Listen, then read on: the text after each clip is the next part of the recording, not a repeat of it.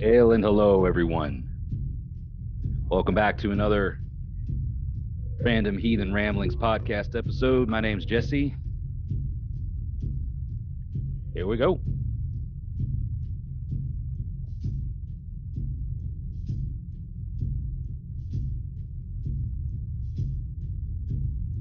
We are listening to, of course, another Donheim track. And this one is called Glitnir.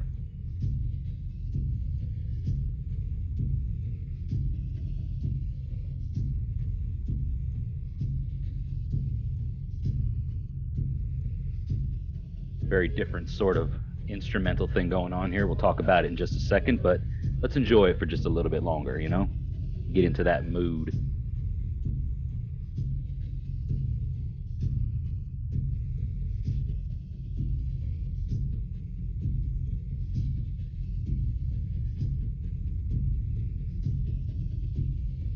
All right.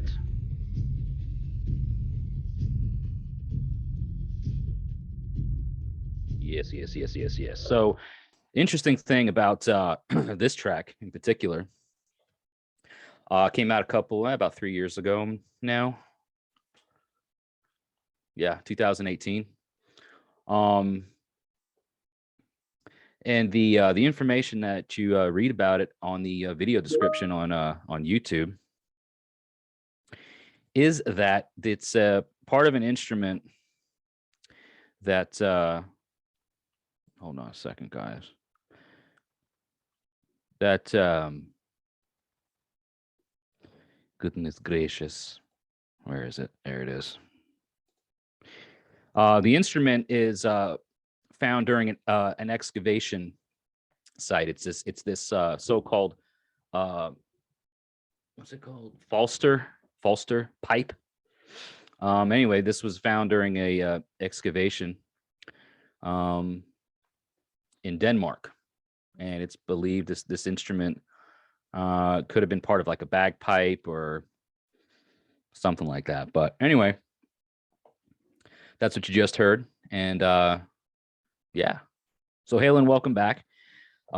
If you are new to the podcast, thank you so much for checking out the Random Heathen Ramblings podcast, which is a Midgard Musings production.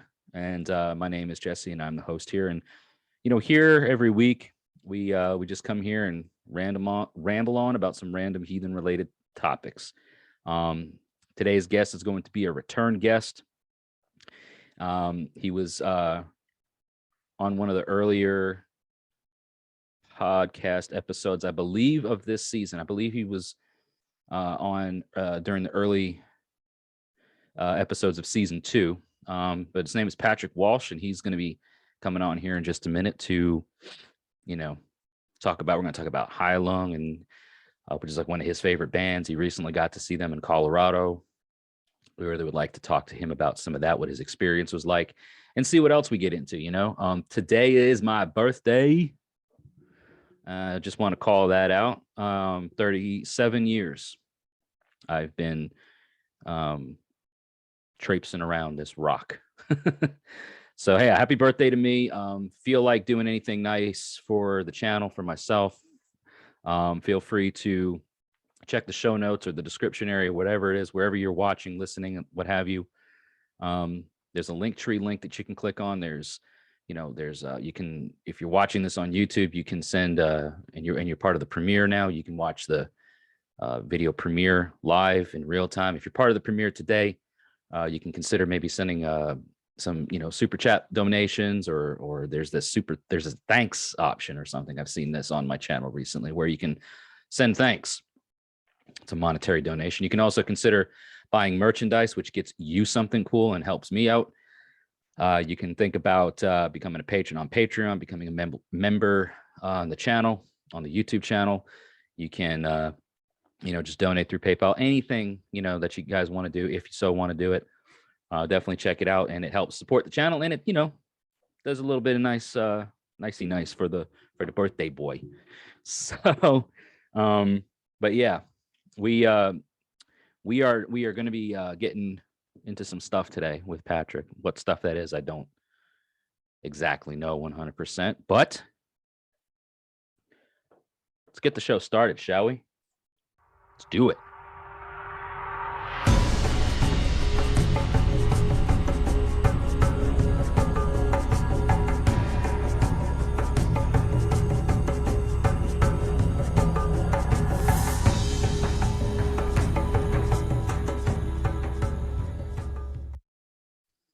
All right.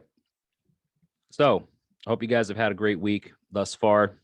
It is Veterans Day, aside from, of course, being my birthday, which is arguably more important than this old guy's birthday. So hail and thanks to all the servicemen and women of the armed forces, United States military. Appreciate your service. Want to say thank you. So I hope if you're a serviceman or woman, that you are getting to enjoy your day somehow. So yeah, appreciate you for all and what you do. So anyway, let's go ahead and welcome in Patrick on today's episode and see what we can get ourselves into. All right, folks, here we are back again, back at it again. Another Random Heathen Ramblings podcast, and I got Patrick Walsh, my friend, over there in was it Missouri? That's Am I right. remembering? Yep. So like I mentioned earlier before you came on here, Patrick, you were on the podcast I think at the early part of season 2 earlier this year, and talked about some really cool things. I will so if anybody that's listening, watching, whatever, wants to head back and listen or watch, I don't think it was a video at the time, but yeah, anybody that wants to listen to the last podcast that Patrick was here was on here with me, then just check the description or check the show notes of today's episode, and you can see what we talked about. As I recall, we were going into some like where we came from and like how it kind of led up into our respective heathenry. I know you were, if I recall correctly, brought up we did a Catholicism. verse. Yeah, we did a verse from the Havamal, and then yeah, we also explained our backgrounds and where we came from and how music kind of actually got put into that conversation as well.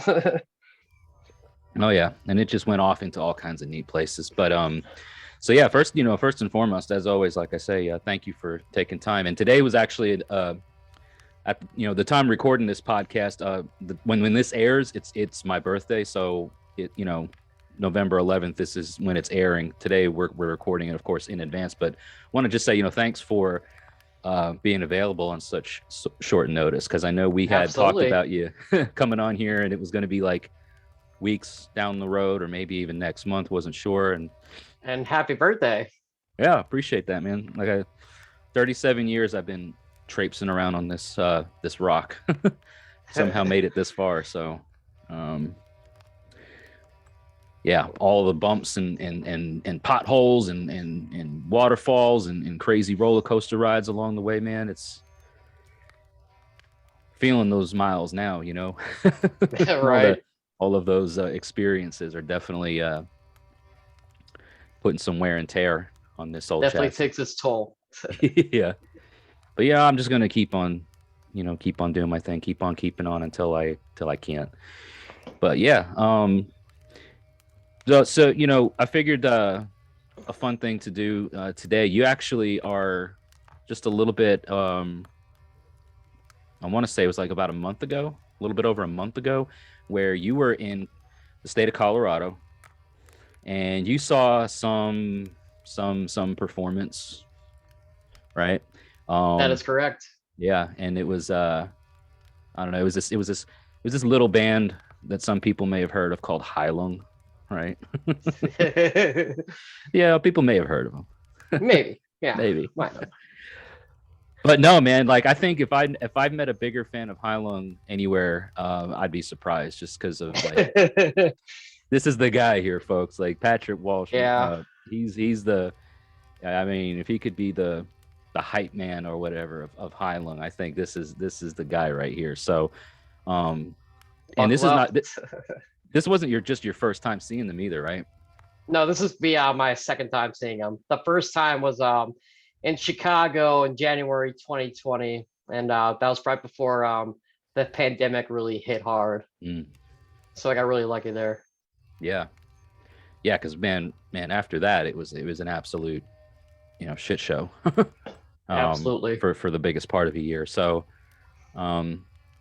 so that's interesting. So I wanted to see if you could talk a bit. Of course, I would love to hear about the whole experience, as it were, but Absolutely. I would really like to wonder, pre-COVID and then kind of post-COVID. I mean, the pandemic isn't necessarily, it's all around us. We hear about it all the time, this whole COVID-19 thing.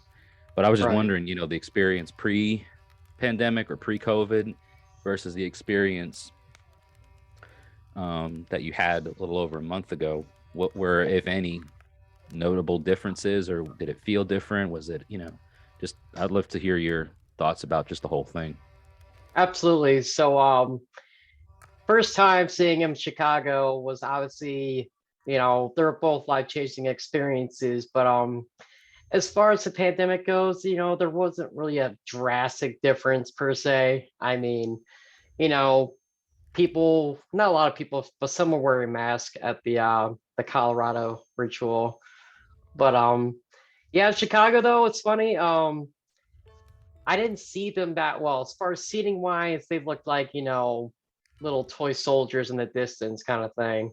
But the venue was jam packed, and I remember my friend and I, when we got there, the line we were in was 4 blocks long. Oh wow. Yeah, that was a doozy, and it was freezing too. And it was one of those general admission shows where if you got there at the ass crack of dawn, you got the best spot. Oh wow, okay. So unfortunately, first come, first serve. Exactly. Unfortunately, I was with someone who, not bad per se, but we had other things to do as well. So yeah, but it's still all around, excellent show. It's actually cool. Is the night before we were at like a little party, and the person hosting this party actually sent a video of us and some pictures to Heilung directly. So then later on that evening, I was with my friend. That's a real trip of a story, if you know what I mean. But we're sitting there, and my friend tells me that they responded to us via video, and I'd be happy to share that with you sometime. But it was really trippy. Yeah. You see Maria and some of the members, saying how happy and excited they were to see us. And then Kai at the very end is like, "Get fucked up to the max." Yeah, classic Kai. But nice. It was really cool though. Dang. So yeah, I mean, I've been to plenty of I haven't been to a Heilung show ritual, and I like that's pretty much like just what everyone calls them. Like it's not a not a concert. I mean, it is, but it's what everyone calls them. It's like you experience Heilung. It's an experience. It's a ritual experience. It's not just like you're standing in a theater and listening to music. You're a part of something bigger. Yeah, and that's the thing about Heilung and being a fan and just someone who casually listens to them. I mean, I struggled to even be able to be a casual listener. For me, ever since I really got into Heilung, it really transformed my perspective in appreciating and enjoying music on many different levels. Because speaking on the pandemic, I remember after seeing them in Chicago, I was having a really awesome time in life, but then shortly after, when the pandemic was getting really bad, life got very difficult, and I was going through some very difficult times. And Heilung, not to sound corny, but never ceases to fail. It never fails me. It never lets me down. It always lifts me up and puts me in the right mindset that I wish to be in. And it's this, overall incredible experience. And I remember, after that ritual, I joined a Facebook group called the Heilung Spiritual Tribe Community. And I'll tell you what, I met some incredible people and made some amazing friends, some of which have come to visit me, and then some I've come to visit.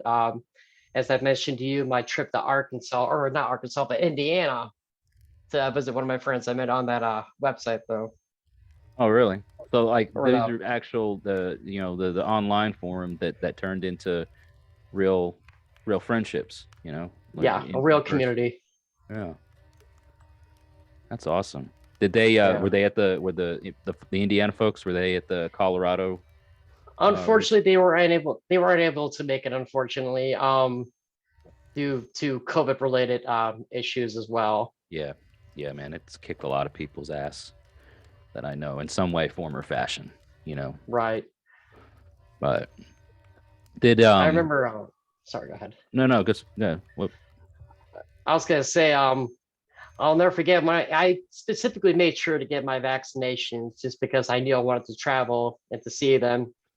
And also just to get that peace of mind, just to know I took all the precautions necessary to make that trip possible. But just the weeks leading up to it, my anxiety was through the roof, and I was just making sure everything was perfect.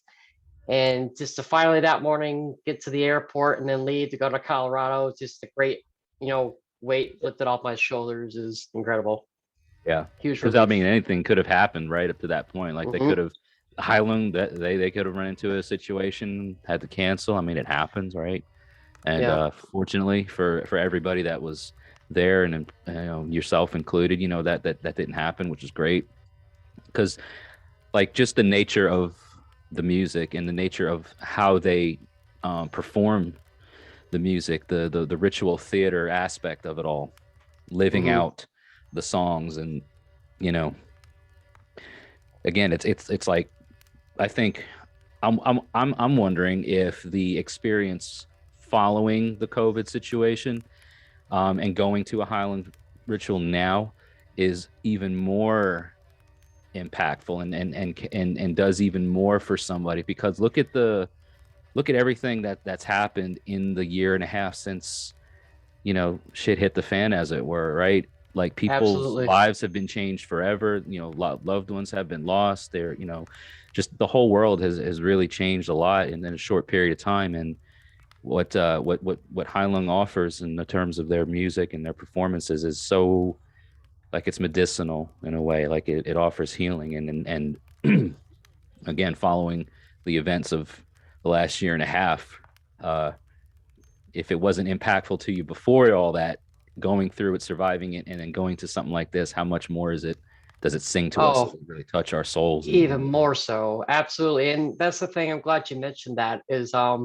as far as like the crowd, the people who went, there's a huge difference as far as the turnout. In Chicago, it was a very mix up, like, people who are just, you could tell were invited and weren't really familiar with Heilung. Whereas the Red Rocks ritual, you knew anyone who was there, like 99% of them were in it for the ritual, were in it, to partake of that experience. And what's interesting is Heilung actually translate into healing. That's the actual word. Yeah, I never knew that. I never really thought too much into it, but yeah, that okay. Well, yeah, it even makes even more sense. And what's really cool is in the very beginning of the ritual, a lot of people were holding hands, and that it's just the sense of community and tribe was very real thing. And there was not one unpleasant person I came across. Everybody, it was a very a mutual and a common ground, a very awesome place to be at. Did you make any new friends over there? Like people that you still stay in touch with, or was it just kind of like you're there with your people? Or yes, I did. I was actually there with a great friend of mine that I actually met on the fan page shortly after I saw them in Chicago, and she actually made the trip very, very comfortable. She took me to amazing sites. I know I've sent some pictures to you over in Idaho Springs, and then just really show me the amazing sights and the real beauty that is Colorado, because I've been to Colorado a few other places, but mainly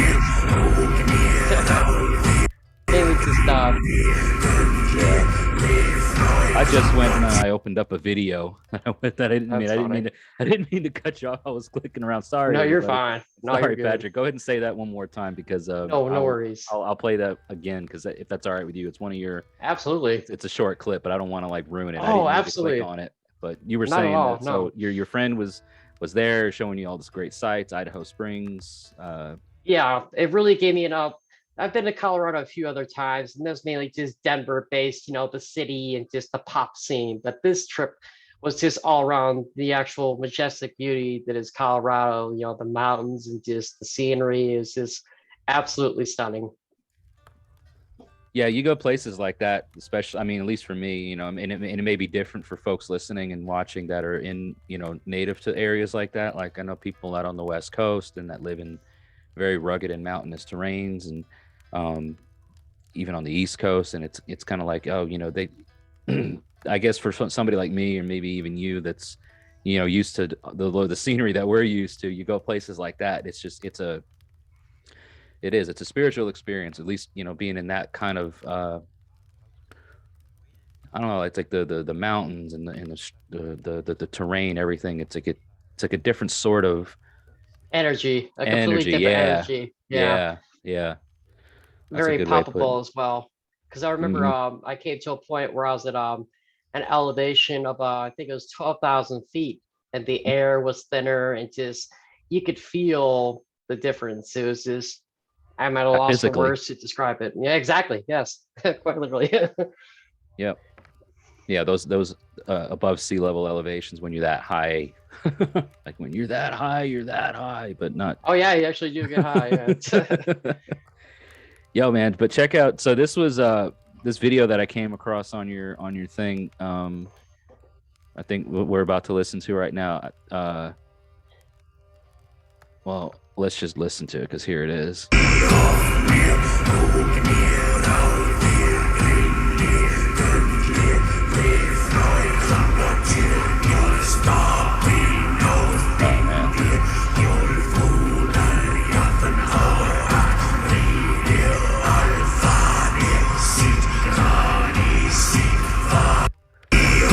And like I've listened to that song so many times. What's the name of that song?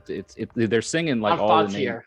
Yeah, Alfatir, and it's literally all the names of Odin being chanted or galdered or whatever recited. And it's like I've heard that song so many times. It's one of my favorites. But like seeing anybody really just like capture it in real time, like they are so into it. You got this guy in the background and he's just like wailing on this massive drum, and then you got the circle that the cast or whatever is. They're all dressed, they just look like they walked out of the Teutoburg forest, man. Like they're out ready to like massacre some Romans or something. Like they look just so epic.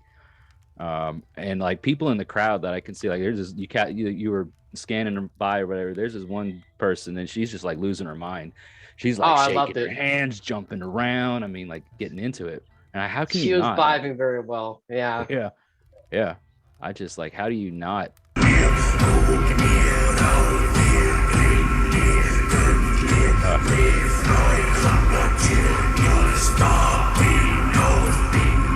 Like I don't know, like how you can just, how that doesn't, like the beats of everything just you can't stand still. Yeah.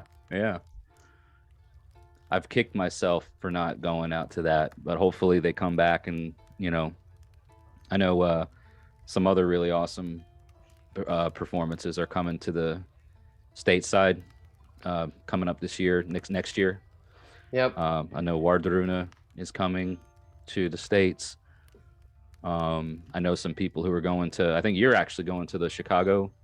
That's right. Or one of those. Is it Chicago that Chicago. you're going to? Yeah. Yeah. I know somebody else who's going up to the Boston performance, and I'm like, which one should I go to maybe, or which one do I think about going to? But I'm like, I'm terrible when it comes to making plans that far off in advance, because it's like literally like this time next year or October of next year or somewhere in like the late summer. October. Yeah. And I'm just like, but if you don't, it's like if you don't do anything now, then you run the risk of it selling out, because they usually do, stuff like that usually sells out. And I don't know, I think Heilung sold out a number there, because they'd only had like select locations that they went to this time around. I don't think they had a lot of places that they went. Did they? No, I believe, if I'm not mistaken, when they came to the States this time around, it was just Colorado, and that's it. Oh, okay. I thought it might have been one other, but no, that's even more so. Like, how do you not take advantage of that? You know, when you do know. The venue is absolutely perfect, as I mentioned. Is just the scenery and the elevation and the weather is absolutely perfect. I mean, it was like 70, 60 degrees, a clear blue sky, and just when the performance was taking place, you smell this Palo Santo and sage mixture, and it was incredible. So yeah, like all of the stuff that you see burning on like the smoke and whatnot, like it's not just fog machines. They're over there. Yeah, exactly. Yeah. Oh man. Let's see. There's another.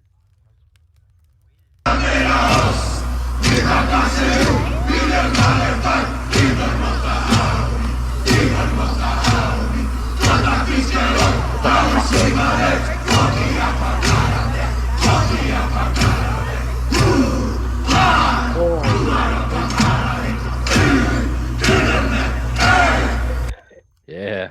I guess every time.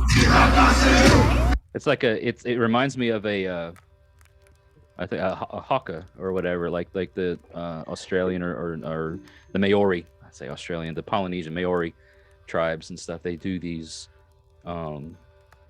ritual war dances, you know, where they distort their faces to look fearsome, and then they, but they have different meanings for different things, I guess. But that's what that reminds of. They're like pounding the spears on the stage and just getting into preparing for battle. Yeah, I don't even, like if it were me and I was like, if I was there at the Red Rock location, for me it'd be like if they did come back and they did a performance anywhere other than an outdoor venue in a place like that, it'd be almost like, how do you top that? Like how do you go from inside of an auditorium or somewhere like an arena? Yeah. How do you go from there and then go to Red Rock or an outdoor venue like that with nature and everything around you, where you just capturing all that in, plus the ritual, and like how do you go from that to back to like an indoor event or an indoor arena? It'd almost be like, now we gotta one up that one. Like, have we figured out how to play music underwater yet? We figured out how to play music in outer space or whatever. Like how do you top that? An interesting thing that occurred at the ritual is so at one point in time the sound actually went out for an extended period of time. Oh, at this one? Or yes, that's at Red Rocks. Oh wow. So what happened though is what was really cool is the sound stopped, because I personally thought the energy was so strong and intense that the sound just couldn't handle it. But soon after that happened, they kept playing, they kept going, and everybody just started clapping their hands. It just, kept the vibe going. We didn't want it to stop. And there's some mixed opinions and thoughts on the fan page. So people were like, the ungrateful people were saying, well, I wish they would have stopped it and fixed it. And I'm like, no, you don't stop a ritual. You continue it and you keep it going until it's finished. You don't, they already made so many sacrifices to make that, performance possible as well. A key note to remember is I've done some research on that incident. It wasn't Heilung's fault at all. It was just the people who were in charge of the sound. If you have to place a fault, but I'm not one to really cast stones or anything. Oh yeah. Well, look, like that stuff happens even to the best. You know what I mean? Just, soundboards go out, or, things. I've been to plenty of shows where, the production fails or whatever. I remember going to a couple of shows, and they were smaller local shows, but it was an older venue, and the wiring or whatever, like literally the band blew the whole building electricity out. Like there were no lights, there was no sound, there was like, for a minute, like we were just all like stuck in the darkness, and I'm like, you guys are awesome, man, like you just blew this whole place to the ground. So I guess you could take it a couple of ways. But for something like this, man, I think of it as like you were saying, the ritual's already underway, and in real time or in real life, like rituals don't always, there's going to be hiccups that go along the way, but the purpose behind it, the reason why you're doing it is what matters. Not that every I needs to be dotted or every T needs to be crossed or all your ducks need to be in a row. Like sometimes there's just things that happen for a reason at the time that it happens. And if it's out of your control, then there's maybe something bigger at play, or exactly. You could argue that, so I feel mentioned, yeah. As I mentioned, I thought that little hiccup was actually an opportunity to really, see that tribe mentality where we just kept telling them, keep going, and they did. And what was really cool though is you could still hear those drums, that intense just beating. And that's something I couldn't get over. I mean, anytime I watch those videos that I recorded or look at those pictures, I'm just in awe of that entire experience. Yeah. And I feel that's probably a lot to do with the actual venue, and how the sound carries across the canyon and across the rocks and things like that. Because I don't know if you've ever been in places that are just naturally great for carrying sound, naturally acoustic in that sort of way. Yeah.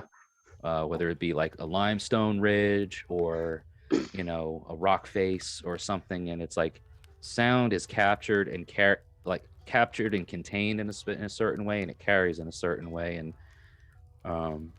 that natural acoustic part of nature, like our my tribe's vey, our sacred space, is literally on the front of a limestone wall on the side of a mountain.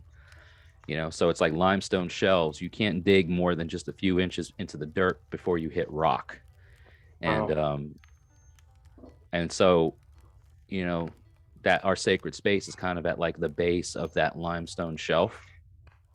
And when you're out there and you're talking, like you can holler, you can scream, you can say certain things, but it sound like it carries so far. Like you can hear people from the house, way far away, just shouting out there, hey, how you guys doing? And it sounds like they're like right in front of you almost, because of the way that it echoes and bounces off of those limestone. So I'm not being there in Colorado, I'm sure that again that the venue helped with the way the sound was shared, carried around, but that's important. I was gonna say, I'd be really curious to hear what it sounded like at a distance, like further down the road or something like that. Just You imagine if you were just like this, I don't know. I think there's like some people that just like live out in the desert or live out in the canyons, because they want to. They just live off the grid. And you imagine just being like, 5-10 miles away, and then the sounds bouncing off all these, and you hear these like what sound like ancient drums, just beating away, and you hear it kind of distant, and you're like absolutely no idea what's going on because you're out of touch with society to the point where you didn't realize that there's like a concert happening, but you hear like drums and you're like, man, it's finally happening, they're coming to get me, or whatever. That would happen. I'd be like, shit, take me away, man, like take me home. But I like that you were observant of the fact that just because it didn't go off perfectly, right, but it was perfect in its way. Like exactly, sound glitches and stuff like that didn't matter for the overall ritual experience. It was just like a little hiccup or a little technicality, but it made it that much more, because guess what, something like that probably wouldn't happen anywhere else or like that again. So it was an experience that you were a part of, and everybody else that was there was a part of it, and it made it special. And kind of tying your weird with the band or with the people at that point, with each other, because you're really all there just kind of experiencing the same thing, but in your own different ways, how you're absorbing it, vibrating with it all, I guess.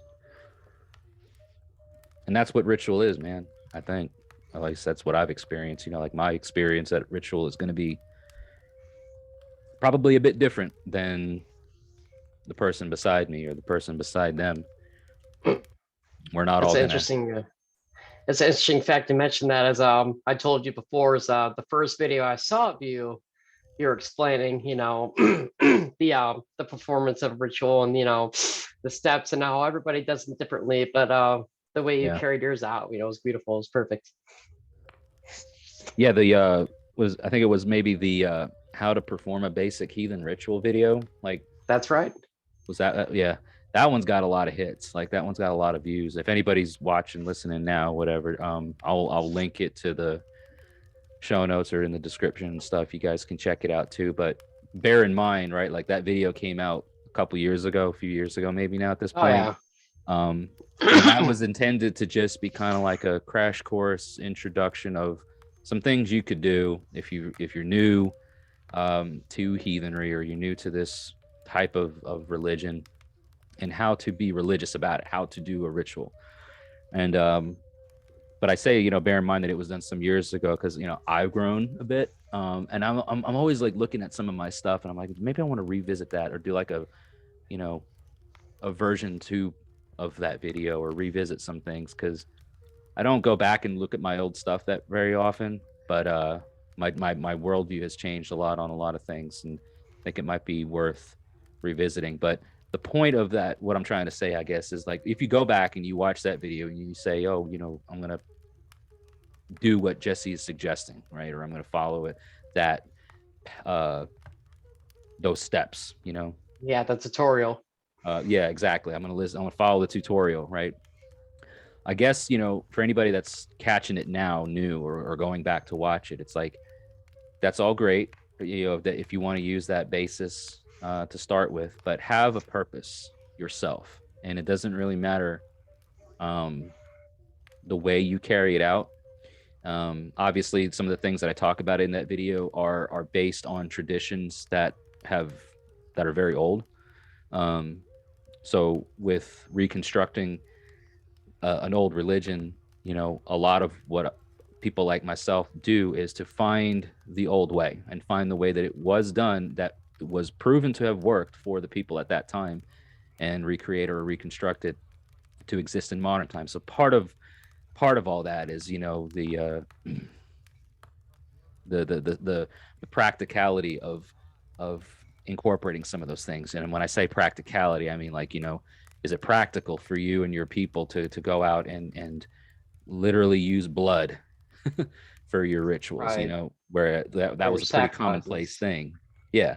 And then with the meaning of blood and sacrifice and what it all meant, is it practical? Does it mean anything? The purpose back then was very specific. It was, the purpose was where it's at. And a couple of podcasts ago, when I had J.M. Olofsson on here, that's one of the things we talked about was, what is your intention on doing things, and then what is your purpose of doing things. Your intention could be, well, I want to learn how to do this ritual. I want to be this, I want to carry this position or this role with my tribe or whatever. But the purpose behind what you're doing is to,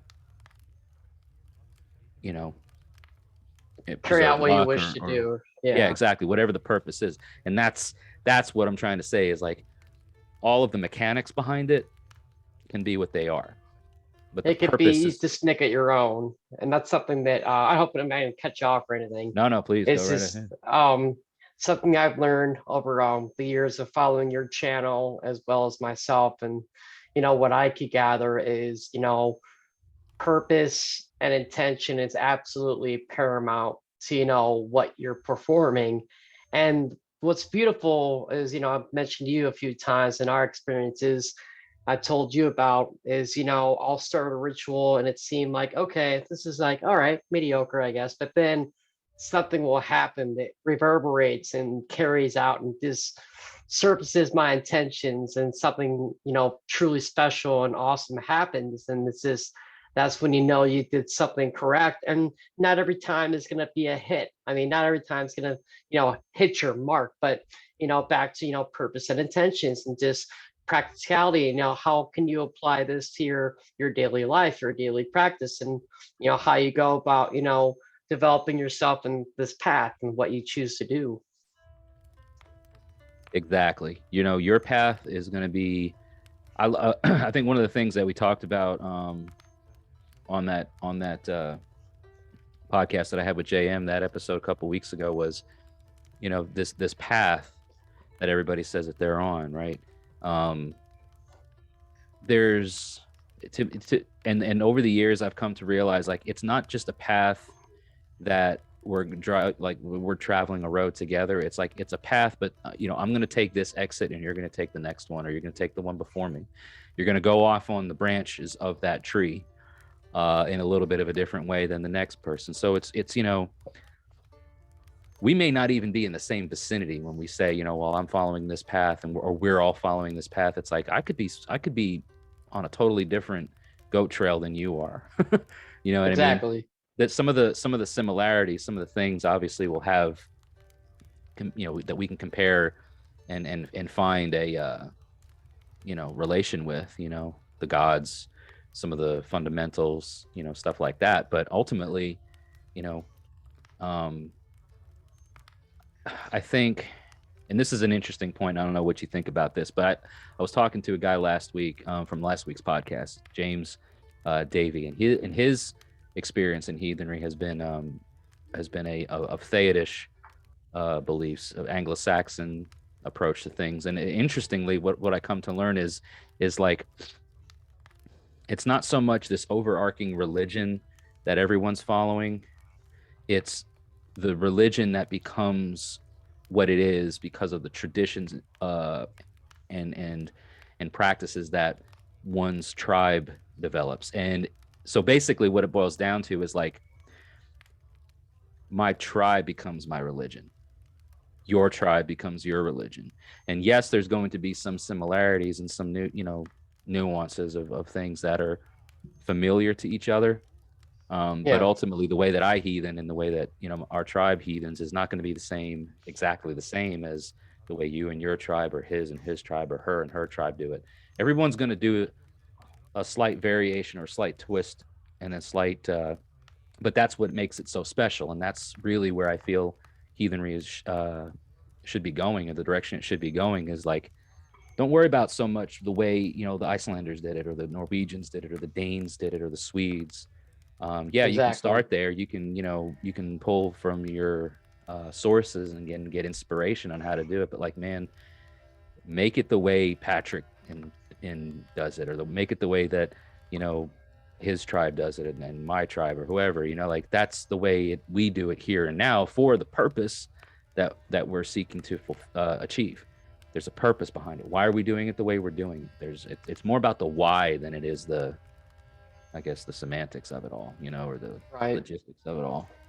I think it's important to, so it's this thought that's reoccurring in my mind, is to make it your own, to make it, something that, you can embody and carry out.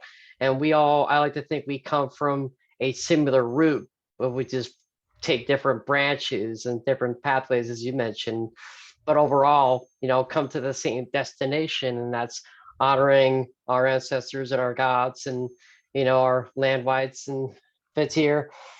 It's just something, it's all about what I mentioned earlier, is with purpose and intentions. But yeah, and why do we do that? Like, we know why our ancient ancestors did it the way they did it. It's because if they didn't, it was they wouldn't survive.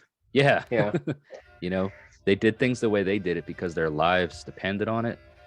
And while a lot of us don't live, that homesteader lifestyle where, living off the land and stuff is more closer to the way our ancient ancestors did it. But, there's some people that do it that way. And then there's a lot of us, most people have, a much more integrated lifestyle into, society and modern conveniences and things. So everybody's going to do things a little bit differently. But that doesn't make it wrong. And it doesn't mean that it's incorrect. If it works for you and you've had success in the way you do things and the way you execute things, then really, who is anyone else to say that you're wrong in doing it? Because just because they don't do it that way, they may do it something in a different way, and they've had success doing it their way. Well, great. Keep on doing you then. It also provides an opportunity to, learn and maybe apply something that could possibly change the way you do things in the best possible way. It just make you question and, become a better heathen, a better person, just to what Yeah. you choose to, apply and learn. Yeah.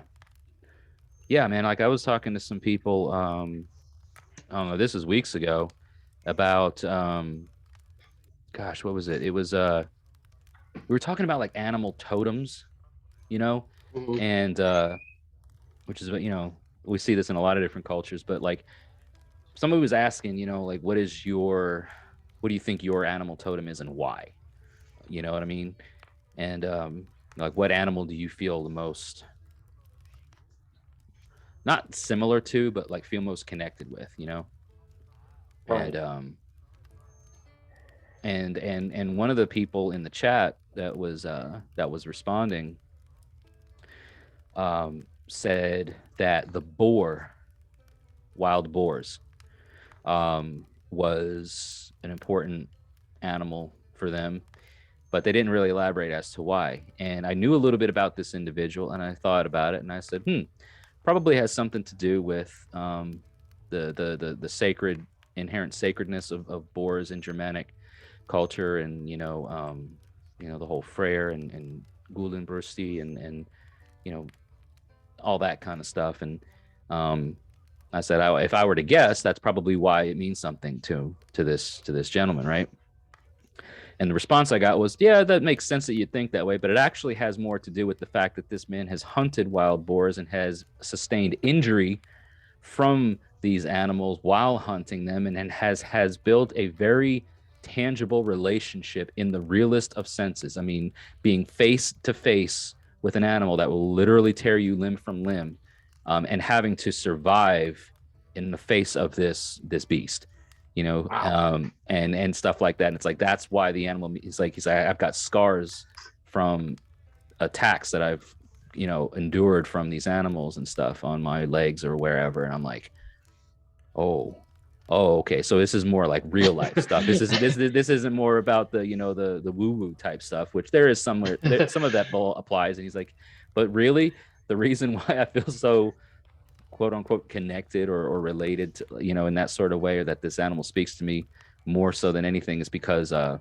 literally, you know had to survive. They've tried to survive against me. I've tried to survive against them. We have that mutual life bond, kind of thing. I'm like, wow, that's more simplistic than anything, but it's deep when you think about it. It has a lot of meaning to it, and yeah. It's like, it's more than just, oh, I like crows and ravens and stuff because of Odin, or I like, goats because of Thor, or any of those correlations between animals and deities, and how there's sacred connections between those and things in some of the lore. It's like, I that's where a lot of people, I think, have a lot to learn. It's like, you don't just necessarily have to gravitate towards that thing or the other because it's what's in the stories and it's what's in the lore. Find it your own way and experience it yourself. I was talking to my Gothies. So I was at Dingo's house this past weekend, and his daughter was there. She's like 6, and she was showing me some of these like art projects or things that she's made. She was showing me this like little flip book or illustration book, and she showed me this picture of an owl, and I said, "Where did you see this owl?" Because like where Dingo's place is, it's an apartment complex, so it's not very rural, to say the least. There's trees around it, but it's not, like, it's an apartment complex. So it's like, where'd you see this owl? Did you see it out at, your mammy and papa's, or, where'd you see it? And she just stops and she looks at me dead in the eye and she points to her head. And I said, that's awesome. She said, I saw him up here. I saw him in my head. And I looked at Dingo, and we started telling me, the whole storyline behind it, and what, this owl represents to her, and how he's kind of been there for her. And I'm like, that's some real that's some real heavy duty stuff, man. That, Very special. 6-year-old is teaching us about shamanistic type journeys and things that she's had. And I'm like over here, about to be 37 years old and still figuring all this stuff. And she's over here like teaching us a thing or two.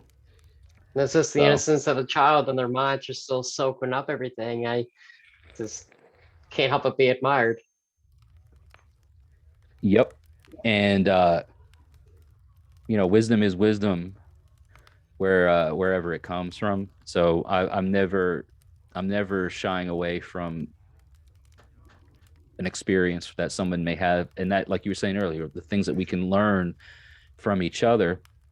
Just because they haven't been on the world for decades, living life and experiencing things, doesn't mean that they can't teach you something. And like I said, this child who's 30 years younger than me is showing me things and giving me things to think about, and from experiences that she's had. And I hadn't heard the conversation, but he was telling me about the way that she was explaining something to him. Dingo's daughter was explaining something to him about string theory. And I'm like, she's 6. What does she know about string theory? And he goes, yeah, well, she doesn't call it that. She calls them love tubes or something like that. And I was like, are you freaking kidding me, bro? Like, are you freaking kidding me right now? Like, this kid has a concept. And listening to her talk, and sometimes I stop and I look at him and I go, and he just smiles, shakes his head. He's like, she's, our little, like the vulva of old, like, even though like that was a very specific thing at the time, and in the villages there was, but I mean, hey, she's got something about her, man. Like, give it time and give it the right amount of nurturing, the way she sees things. And then, because a lot of times what happens is as we get older, we kind of lose touch with that side of ourselves, I think. Yeah. And I'm hoping that, over the years, and she's been part of our tribe rituals. I mean, she's as much part of the tribe as another one of us, you know what I mean? Even though she's as young as she is, she's been there at ritual. She's she has her little wand and stuff that Dingo made her, carved out of cedar and stuff, that whatever she's doing, she's just standing there holding it up to the sky or waving it around. It's like there's purpose behind what she's doing. She knows what that purpose is. If I do it, I'm going to look like an idiot because it's not the same. It doesn't mean the same thing for me. It goes back to what we were talking about, like the whole purpose thing, There's purpose behind what she's doing. She knows what she's doing. And that's what matters. You know what you're doing. You know what the purpose behind what you're doing is. Really, who cares what it looks like at the moment? It doesn't have to be understood to be appreciated. It's a lot like lyrics to, Heilung, for example, is one thing I'd like to do is send you a link to an amazing, excellent video that it's titled Heilung Ritual Through Music. And, I have my ways of explaining it, but this video, hands down, is my go-to to explain to other people, the real purpose and, what they really stand for. And send it to me, because by the time this airs, I'll have it. You guys that are listening and watching and stuff, by the time this airs, I'll put it down in the show notes description and stuff. You guys check it out, because I mean, I am not multilingual. I don't speak Proto-Germanic, the stuff that a lot of the Heilung songs are spoken and sung in. I know a little bit of German. That's about it. Trying to learn more of the like Old Norse and Old English and some of the other Germanic languages. But I'm by no means a bilingual or multilingual person. But the music, the words, I can't understand them per se. It's just the feeling. It's meant to be felt. And that's one thing I learned from that video, as well as from the group, is a lot of it's meant to be obscure. It's more designed to be felt and experienced rather than quoted word for word. To really be immersed into it and enveloped into the ritual. I like that too, because I think the more that we get into the literary works, whether it be the sagas and the eddas and stuff, you know, like a lot of the things that you read, the style of writing or the style of speaking, you know, poetry, the cadence of it all, some of the kennings that were used, right? Way different than, you know, poetry, like other, like say just, you know, Shakespearean poetry or any of the like other more popular ones and stuff. It's like, it just has a different feel to it all. It has a different approach to it. It's not similar in those ways. And like, I think it's meant more to be felt than anything else. I think there's something to be said to that, you know, the feeling behind it all. Exactly. But yeah, speaking of feeling, coming up after, so like after this is aired, coming into this coming weekend, I'm going to be on doing a camping trip. I was telling you a little bit about that offline, and it's for the people that have listened and tuned into the podcast over the last probably couple of months, are probably gonna be like, oh yeah, finally, because every time I talk about it on an episode, the next episode I come back on, I'm like, yeah, you know, about that didn't work out. But this is the weekend. This weekend is when it's happening. And then after that, I'll be heading out of town, out of state, meeting some people out in North Carolina. So for all of my North Carolina listeners and viewers and stuff, be coming at you here in a you know, few days time, really, at this point. Going to be meeting up with J.M. Olofsson, couple other friends, and you know, it's mostly my wife's family that's out there. But yeah, talking about feeling, this camping trip is going to be an interesting experience of all kinds of feelings, not only in the physical sense, because we're going to be literally, you know, sleeping outdoors, and it's going to be I think getting down into the freezing temperatures at night. As of right now, if I'm looking at the forecast ahead, I think we're supposed to be, you know, only a highs in the 40s during the day and lows below 30 at night. So we'll definitely be feeling that. But then we're also going to be feeling a lot of other things too. Just, it's a spiritual camping trip. I'm really excited for you. Yeah. Well, we're excited too. I appreciate that. It's been something, like I said, that we've been trying to plan. Well, we've planned it several times, you know. Well, we put a date, you know, the first date that we put to this whole thing, like this is going back now. It's almost, you know, it's middle of November right now, right? Our initial plan was to do this back in September. And then it got moved to October. And now here we are. So what do they say, right? Third time's a charm. Yep. And then even up to this point, like we've been running into some things that was like potential roadblocks, and we're like, nope, let's, you know, nope, no more, nope, none of this, you know, tomfoolery. Like, no, we gotta see this through. This is ordeal. This is adversity. You know, the thing that breeds worth. You know, and I don't know, man, like, with everything that's gone on, you know, we talked earlier about the whole, you know, pandemic and the results of it and how much it's affected our lives. Like everybody that you talk to is either experienced it themselves, knows somebody who's experienced it, lost somebody due to it, you know, or due to complications of it, whatnot, you know, and getting away from the ridiculous political sides of it, just the humanity side of it, you know.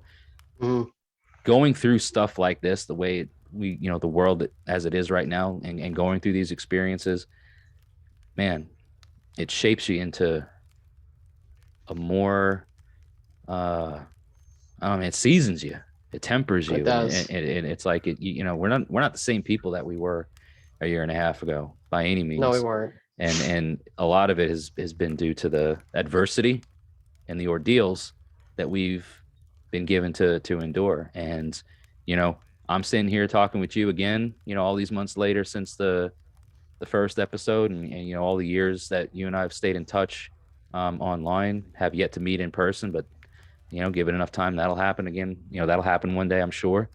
But absolutely, we're you know, we're making it.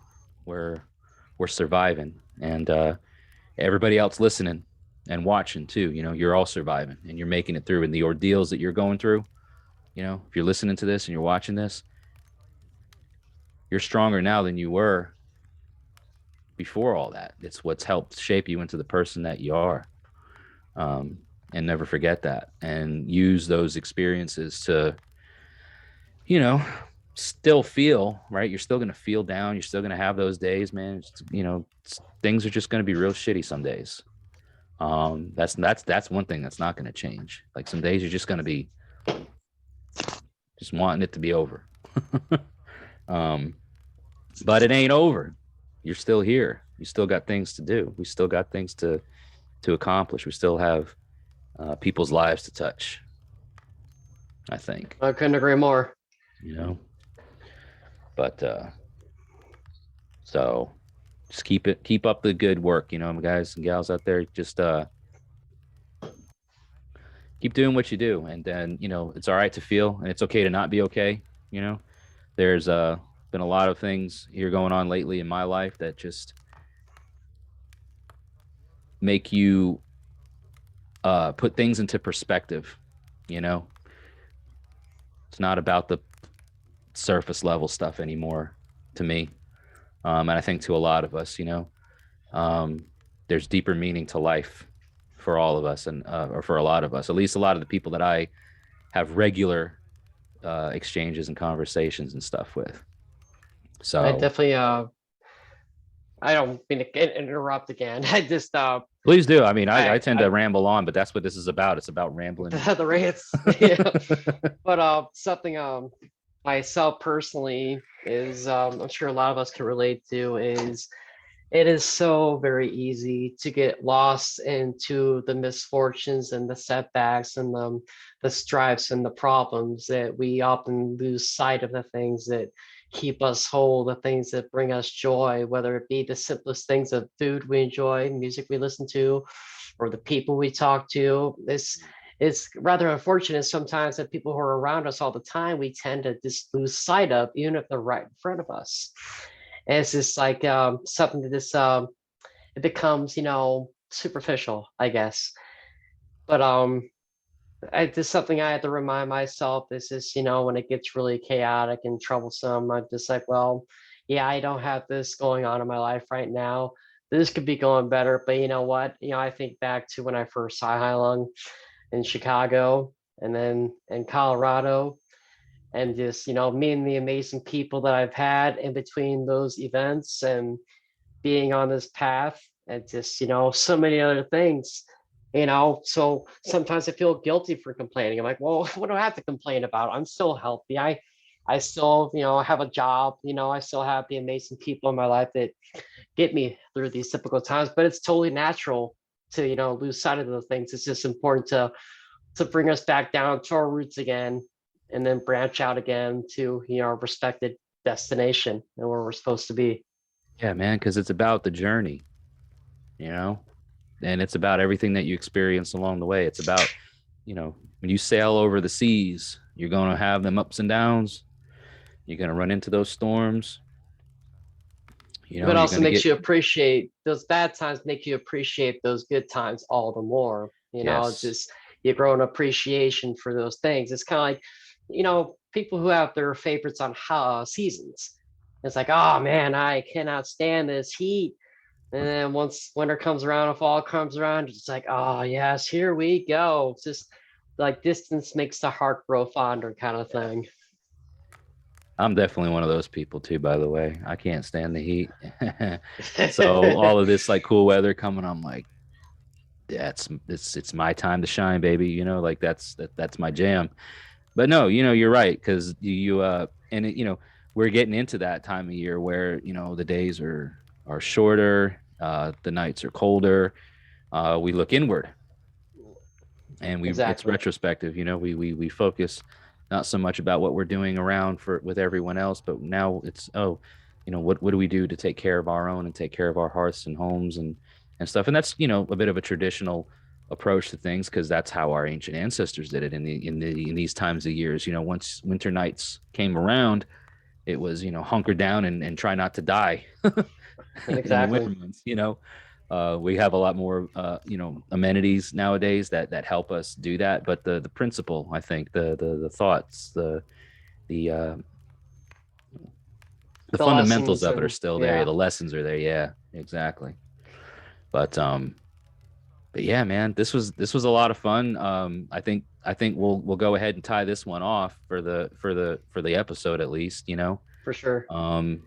Because yeah, man, I think that really helped a lot of people just on a get an experience. And I think the next Heilung date that comes around, I'm really gonna try to just bite the bullet and say I'm gonna, if it's a year or 2 years, whatever in advance, I'll be like, I think I'm just gonna get the damn tickets, man. Just buy the damn tickets.